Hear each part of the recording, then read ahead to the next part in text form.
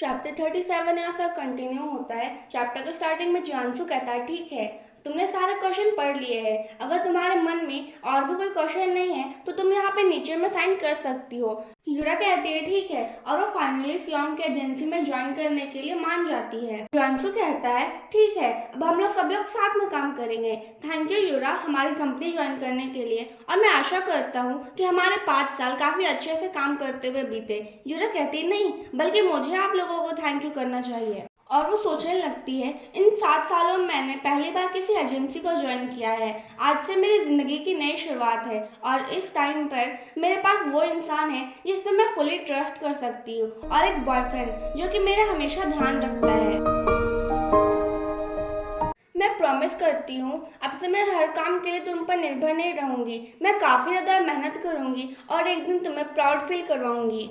फिर scene shift होता है। जिनोंग कहती है, मैं जा रही हूँ यूरा, मैं तुमसे कुछ दिनों बाद मिलूंगी। यूरा कहती है, हाँ आराम से जाना और अपने मम्मी पापा के घर में आराम करना। जिनोंग कहती है, हाँ हाँ, किसे पता ये मेरी लास्ट वेकेशन हो तुम्हारे सुपरस्टार बनने से पहले। यूरा कहती है, तुम्हें नहीं लगता कि हम कुछ ज़्यादा ही आगे का सोच रहे हैं? जिनोंग कहती है, नहीं बिल्कुल भी नहीं, क्योंकि कल ही देखो हमने कॉन्ट्रैक्ट साइन किया और बूम तुम एक मेगा स्टार हो, समझ गई?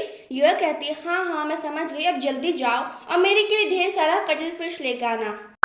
जिनिया कहती है, हाँ मैं प्रॉमिस करती हूँ, मेरे आने के बाद हमारा पेट सिर्फ कटल फिश खाकर ही भरेगा। फिर जिनिया वहाँ से चली जाती है और यूरा अपने लैपटॉप पर बैठ कर सोचने लगती है, सियोंग की कंपनी ज्वाइन करने के बाद मुझे पता चल रहा है कि एजेंसी की पावर कैसी होती है। और वो गूगल पे अपना नाम सर्च करती है और वो देखती है कि उसका नाम सबसे टॉप में है। और वो सोचने लगती है कि जब मैं पहले सर्च किया करती थी तो मेरा नाम हमेशा सबसे नीचे में आता था, पर जैसे ही मैंने सियोंग की कंपनी ज्वाइन की मेरा नाम सबसे ऊपर में आने लगा है अब। और तो और मेरे नेक्स्ट के वीडियो में काम करने के बाद सभी तक बस मेरे ही बारे में बात हो रही है। मुझे तो ऐसा फील हो रहा है कि मेरी जिंदगी की घड़ी 7 सालों से रुकी हुई थी, पर अब वो फिर से जिंदा हो गई है। ठीक है, फिर जिनोंग अपनी मम्मी पापा के घर गई 2 दिनों के लिए, और सियोंग की तो आज फैन मीटअप है। अब मुझे क्या करना चाहिए? मुझे पता है, मुझे सियोंग की कंपनी जाना चाहिए और वहाँ जाकर मैं ट्रेनिंग रूम जाऊंगी, क्योंकि मेरे घर में तो इतनी जगह नहीं है प्रैक्टिस करने के लिए।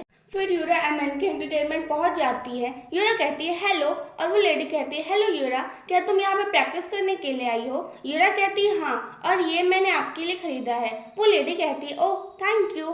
फिर यूरा लिफ्ट का इंतजार करते हुए सोचने लगती है, वाह मैं जब चाहूँ यहाँ का ट्रेनिंग रूम यूज कर सकती हूँ, और अगर मैं इन्हें कहूँ कि मुझे लेसन की जरूरत है तो ये लोग मुझे वो भी देंगे।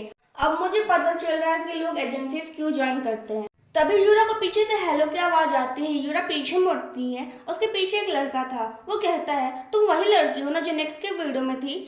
यूरा देखती है और सोचती है, ये तो कांग ली है। पर रुको, ये यहाँ पे क्या कर रहा है? कांग कहता है, मुझे माफ कर दो अगर मैंने तुम्हें डरा दिया हो, बस मैं तुमसे ये पूछना चाहता था कि तुम यूरा सियोनबे हो ना? यूरा सोचने लगती है, सियोनबे? मेरे काम करते हुए 7 साल हो गए हैं, पर यह वर्ड सुनने में भी कितना अजीब लगता है। कांग कहता है, मैं कोई अजीब सा स्टॉकर नहीं हूँ, मेरा नाम कांग ली है और मैं एक एक्टर हूँ। मुझे तुमसे मिलकर काफी ज्यादा खुशी हुई। जोरा कहती है, हाँ मिस्टर कांगली, मैं बिल्कुल तुम्हें जानती हूँ। कांग कहता है, वाह तुम मुझे जानती हो, मैंने जैसे ही तुम्हें नेक्स्ट के वीडियो में देखा मैं तुम्हारा फैन बन गया। मैंने आर्टिकल में पढ़ा कि तुमने भी इसी एजेंसी को ज्वाइन किया है, पर मुझे पता नहीं था कि हम ऐसे मिलेंगे। लेकिन यूरा तो कांग की स्माइल को ही घूरे जा रही थी और वो सोचने लगती है, अब मुझे पता चला कि क्यों इतनी सारी लड़की इसकी स्माइल के पीछे पागल है। तभी कांग का मैनेजर कहता है, कांग जल्दी आओ, हमें लेट हो रहा है। कांग कहता है, ठीक है, और वो यूरा से कहता है, मुझे तुमसे मिलकर काफी अच्छा लगा सियोनबी। यूरा कहती है, हाँ ठीक है, गुड बाय। कांग अपने मैनेजर से कहता है, मुझे काफी ज्यादा खुशी हो रही है कि हम यहाँ पे आए। कांग का मैनेजर कहता है, कांग प्लीज मुझे बिना कुछ बताए ऐसे जाया मत करो। तभी यूरा को ध्यान आता है और वो सोचने लगती है, लेकिन मैं क्यों स्माइल कर रही हूँ? फिर यूरा सारी बात जियांसु को बताती है। जियांसु कहता है, ओह तुमने कांग से मिला, वो काफी ज्यादा फ्रेंडली है ना?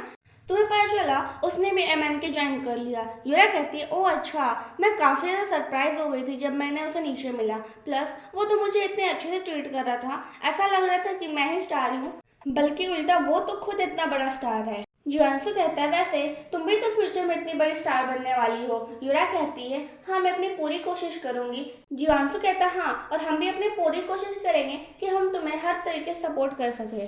और यह सोचने लगती है जीवांशु, नहीं बल्कि मिस्टर मून ने अपनी मैनेजर की ड्यूटी छोड़ दी ताकि वो इस कंपनी को संभाल सके, और सियांग की वजह से काफ़ी बड़े बड़े एक्टर्स भी इस कंपनी को ज्वाइन करना चाह रहे हैं।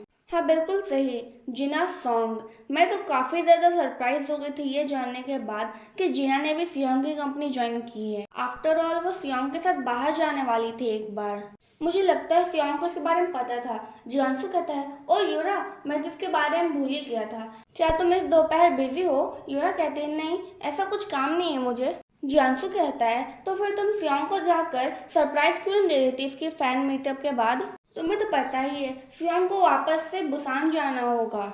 यूरा कहती है, क्या मैं मिल सकती हूँ उससे? जियांशु कहता है, हाँ बिल्कुल। चैप्टर 38 यहाँ से कंटिन्यू होता है। चैप्टर के स्टार्टिंग में जियांशु कहता है, तुम चायों की वैन क्यों नहीं ले लेती? वैसे भी वो आज फ्री है, मैं मिस्टर ली से पूछ लूँगा, वो तुम्हें पहुँचा देगा। उसे तुम्हारे और सियांग के बारे में पहले से ही पता है, इसलिए तुम्हें फिक्र करने की कोई ज़रूरत नहीं है। यूरा कहती है, मेरे से सियांग से मिलने जाना ठीक होगा? जियांशु कहता है, हाँ बिल्कुल। आफ्टर ऑल सियांग का जितना स्पेशल डे है, मैं उसके लिए इतना तो कर ही सकता हूँ। ओह मिस्टर ली, क्या तुम मुझसे बातें करने के लिए भी फ्री हो? यूरा सोचने लगती है, स्पेशल डे? ओह हाँ, सियांग की पहली फैन मीटअप है ना कोरिया में। लेकिन ये सब छोड़ो, मैंने नहीं सोचा था कि मैं सियांग से आज मिल पाऊंगी। फिर वो जियांशु से कहती है, थैंक यू सो मच जियांशु। ओ मेरा मतलब मिस्टर मून। जियांशु कहता है, हाँ कोई बात नहीं। फिर सीन शिफ्ट होता है। यूरा कहती है, मुझे माफ़ कर दो मिस्टर ली, तुम्हारी तो आज छुट्टी होगी ना, क्योंकि चायम का आज फ्री था। मिस्टर ली कहता है, कोई बात नहीं, वैसे भी मैं आज दोपहर में ब्रॉडकास्टिंग स्टेशन जा ही रहा था, और साथ में तुम जहाँ जा रही हो वो तो मेरे रास्ते के बीच में ही पड़ता है। और देखो हम लोग पहुँचने ही वाले हैं। यूरा कहती है, कहाँ? और वो देखने लगती है, वाह मुझे विश्वास नहीं होता इतने सारे लोग सियांग से मिलने के लिए आए हैं। तभी वो बोर्ड पे लगे सियांग के फोटो पर हैप्पी बर्थडे देखती है, कहती हाँ। मिस्टर ली कहते हैं, क्या हुआ यूरा? यूरा कहती है, वो बैनर वहाँ पे, मुझे लगा कि उस पर हैप्पी बर्थडे लिखा हुआ था। मिस्टर ली कहते हैं, ओह तुम्हें तो पता ही है आज सियांग के फैन मीटअप के साथ साथ उसका बर्थडे भी तो है। यूरा कहती है, क्या? मिस्टर ली कहते हैं, ओह मुझे लगा तुम्हें पता होगा। यूरा सोचने लगती है, अच्छा जियांशु स्पेशल डे के बारे में बात कर रहा था। सियांग मेरे साथ ऐसा कैसे कर सकता है? हमने आज ही सुबह में तो फ़ोन में बातें की थी। मुझे पता है कि उसे अपने बारे में ज़्यादा कुछ बताना पसंद नहीं है, पर फिर भी वो अपने बर्थडे के बारे में मुझे कैसे नहीं बता सकता है? अब उसके गिफ्ट के बारे में क्या होगा? अब मैं क्या करूँ? तभी मिस्टर ली कहते हैं, हम लोग पहुँच गए। यूरा कहती है, रुको, मुझे पता नहीं था कि सियांग का बर्थडे है, इसीलिए मेरे पास उसे देने के लिए कुछ भी नहीं है। क्या अगल बगल में यहाँ कोई स्टोर है?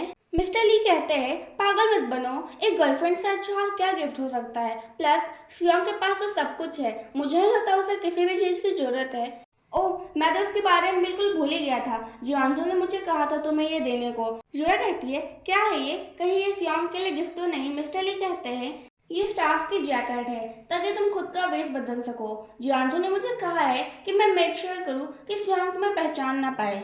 फिर यूरा अपना वेश बदल कर अंदर आ जाती है और वो सभी तरफ देखने लगती है और वो सोचती है, सभी लोग बहुत बिजी लग रहे हैं, मुझे नहीं लगता कि कोई भी मुझे नोटिस करेगा। मिस्टर ली ने कहा है कि सियांग का नया मैनेजर मुझे सियांग के रूम तक ले जाने में मदद करेगा। सियांग का नया मैनेजर कहता है, यूरा तुम यहाँ पे आ गई। यूरा उसे देखने के बाद डर जाती है और कहती है, हेलो। सियांग का मैनेजर कहता है, ओह मैं तुम्हें डराना नहीं चाहता था। यूरा कहती है, कोई बात नहीं, बल्कि मुझे माफ़ी मांगनी चाहिए तुम्हें इतना परेशान करने के लिए, तुम काफ़ी ज़्यादा बिजी होगे ना। वो कहता है, कोई बात नहीं, मुझे पक्का पता है कि सियांग काफ़ी ज़्यादा सरप्राइज हो जाएगा तुम्हें देखकर। वो रूम तुम वहाँ पे देख रही हो ना, वही सियांग का रूम है, तुम वहाँ जा सकती हो। यूरा कहती है, ओह थैंक यू। यूरा सियांग के रूम के अंदर जा ही रही होती है, तभी सियांग की मेकअप आर्टिस्ट बाहर निकल जाती है ये कहते हुए, सियांग मैं लेडीज रूम जा रही हूँ, तब तक तुम अपने कपड़े चेंज कर लो, मैं तुरंत आऊँगी। सियांग कहता है, ठीक है। फिर वो वहाँ से चली जाती है। यूरा से जाते हुए देखने के बाद वो सियांग के रूम में अंदर आते हुए सोचने लगती है कि कितना ज़्यादा नर्वस कराने वाला है, लेकिन उसे सियांग कहीं भी नजर नहीं आता। वो सोचती है, हाँ सियांग कहाँ पे गया? तभी उसे चेंजिंग रूम से आवाज़ आती है और वो सोचने लगती है, और शायद वो कपड़े बदल रहा होगा। पर अब क्या, मैं चाहती हूँ सियांग को सरप्राइज करना, शायद मुझे एक स्टाफ मेंबर बनने की एक्टिंग करना चाहिए और मुझे देखना चाहिए कि सियांग को कितनी देर लगेगी मुझे पहचानने में, और मैं बहाने बनाते रहूँगी यहीं पे रहने का। तभी उसे किसी की फुटस्टेप्स सुनाई देती है। वो मेकअप स्टाइलिश कहती है, सियांग तुम तैयार हो गए? ओह नहीं, मुझे बस रेस्टरूम यूज़ करना था, बस तुम्हारी कुछ फिनिशिंग टच बच गई है। यह सोचने लगती है, नहीं, वो मेकअप स्टाइलिश वापस आ गई। मैंने तो अभी तक सोचा भी नहीं है मुझे क्या करना चाहिए। अब मैं क्या करूँ? मेरी कोई मदद करो। वो लेडी अंदर आ जाती है। वो देखती है वहाँ पर कोई भी नहीं है। वो कहती है, सियांग, क्या तुमने अपने कपड़े चेंज कर लिए? सियांग? युरा, जो कि सियांग के रूम में घुस चुकी थी। सियांग कहता है, कौन? यह कहती है, शांत हो जाओ, और अपने मास्क खोलते हुए कहती है, सियांग बे, ये मैं हूँ। चैप्टर 39 यहाँ से कंटिन्यू होता है। चैप्टर के स्टार्टिंग में वो लेडी कहती है, सियांग, क्या तुम अंदर हो? पर उसे कोई जवाब नहीं आता। वो कहती है, कहीं शायद सियांग मेंस रूम में तो नहीं चला गया? तभी उसे सियांग की जोर से हंसी की आवाज आती है। वो कहती है, सियांग, क्या वो तुम थे? सियांग कहता है, सॉरी, मैं भी तुरंत बाहर आ जाऊंगा। वो लेडी कहती है, तुम मुझ पर ऐसा प्रैंक करना बंद करो। सियांग कहता है, मुझे माफ कर दो। वो लेडी कहती है, तुम कितने अजीब हो, ये बात तुम्हें पता है ना? सियांग युरा से कहता है, युरा, तुम यहाँ पे क्या कर रही हो? युरा उसकी तरफ देखती है और अपने फोन में टाइप करते हुए कहती है, मैं तुम्हें यहाँ पर सरप्राइज देने के लिए आई थी, पर उल्टा मुझे ही सरप्राइज मिल गया। तुमने क्यों नहीं बताया कि तुम्हारा आज बर्थडे है? सियांग कहता है, ओ। युरा गुस्से से कहती है, क्या मतलब है तुम्हारा ओ से?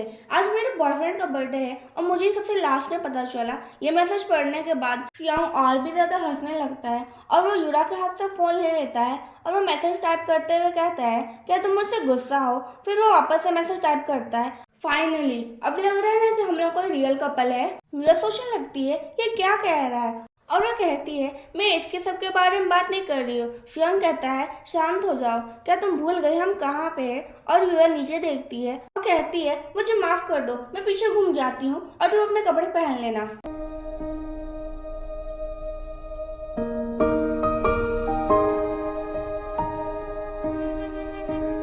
युरा कहती है, सियांग, तुम क्या कर रहे हो? क्या होगा अगर हमें कोई पकड़ लेगा? और वो सोचने लगती है, युरा, खुद को संभालो, हमें ये सब नहीं करना चाहिए।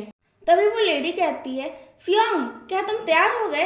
हमारे पास ज्यादा टाइम नहीं है। ये सुनने के बाद सियांग गुस्सा हो जाता है और वो कहता है, हाँ बस हो गया, मैं कुछ ही देर में आ जाऊंगा बाहर। वो लेडी कहती है, जल्दी आओ। सियांग कहता है, मैं जैसे तैयार हो जाऊंगा हम लोग यहाँ से निकल जाएंगे, तब तुम यहाँ से बाहर आ सकती हो। युरा कहती है, ठीक है।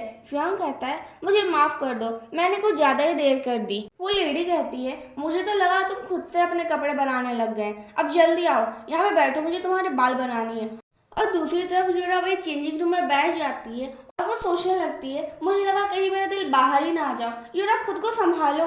और जैसे कि सियांग ने कहा था कि अब हम बिल्कुल रियल कपल की तरह एक्टिंग कर रहे हैं, मुझे नहीं पता था कि सियांग इन चीज़ों के बारे में भी सोचता है। लेकिन ऐसा भी नहीं है कि हमें रोज रोज मिलने का मौका मिलता है। शायद वो मुझे सैड फील नहीं कराना चाहता होगा जब मैं काफ़ी ज़्यादा बिजी होती होंगी। पर ये सब छोड़ो, मुझे तो ये भी नहीं पता था कि आज उसका बर्थडे है और मैं उसे सियान पे कहती हूँ। और तो और मुझे वो कहने की आदत भी पड़ गई है। तब उसे ध्यान आता है और वो सियान को कुछ मैसेज करती है और कहती है, मुझे पता चल गया तुम्हारे बर्थडे में मुझे क्या देना चाहिए। सियांग कहता है, और क्या है वो? और युरा सियांग को उसका बर्थडे प्रेजेंट मैसेज में भेज देती है। वो मैसेज पढ़ने के बाद सियांग तो काफ़ी ज़्यादा खुश हो जाता है और वो जल्दी से खड़े होकर जाने लगता है। वो लेली कहती है, क्या तुम तैयार हो गए? रुको, तुम कहाँ जा रहे हो? सियांग कहता है, मैं अपनी घड़ी चेंजिंग रूम में ही भूल गया, तुम आगे जा सकती हो। और वो इतना कहते ही वहाँ का पर्दा हटा देता है। युरा कहती है, सियांग। सियांग कहता है, तुम्हें पता है तुमने अभी अभी क्या किया?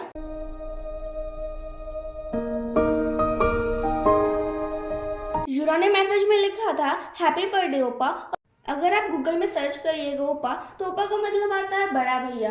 पर रियल में ओपा का मतलब होता है जो ये लड़का आपसे बड़ा हो एज में, पर आप उसे भाई ना मानते हो। चैप्टर 40 यहाँ साल कंटिन्यू होता है। चैप्टर के स्टार्टिंग में युरा कहती है, वाओ जिनांग, देखो ये पेड़ कितना ज्यादा सुंदर है। जिनांग कहती है, हाँ मुझे पता है, ऐसा लग रहा है हम लोग किसी चेरी ब्लॉसम के फेस्टिवल में आए हैं। तभी वहाँ पे एक कपल पार होता है। उसे देखने के बाद युरा सैड हो जाती है और वो सोचने लगती है, पता नहीं मुझे और सियांग को कभी ऐसे पेड़ के नीचे चलने का मौका मिलेगा भी या नहीं। और वो ऊपर देखकर सोचने लगती है, मेरा स्पेशल बॉयफ्रेंड जिसकी लाइफ किसी आम आदमी के जैसी ही है, पर उसके फैन मीटअप के बाद वो अपने काम में काफ़ी ज़्यादा बिजी है, इसलिए मुझे उससे मिलने का मौका भी नहीं मिलता है। इतने ज़्यादा काम होने के बाद भी सियांग अपने नए ड्रामा जिसका नाम लाइन है उसके लिए तैयारी कर रहा है। लाइन सियांग की एजेंसी के लिए बहुत बड़ा प्रोजेक्ट है।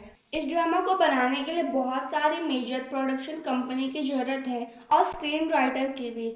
लेकिन सियोंग के पास बहुत बड़े बड़े सेलिब्रिटीज हैं इस ड्रामा में रोल करने के लिए। मुझे भी मौका मिला था ये स्क्रिप्ट को पढ़ने का, क्योंकि मुझे भी पहले पहले एपिसोड में छोटा मोटा रोल मिला है।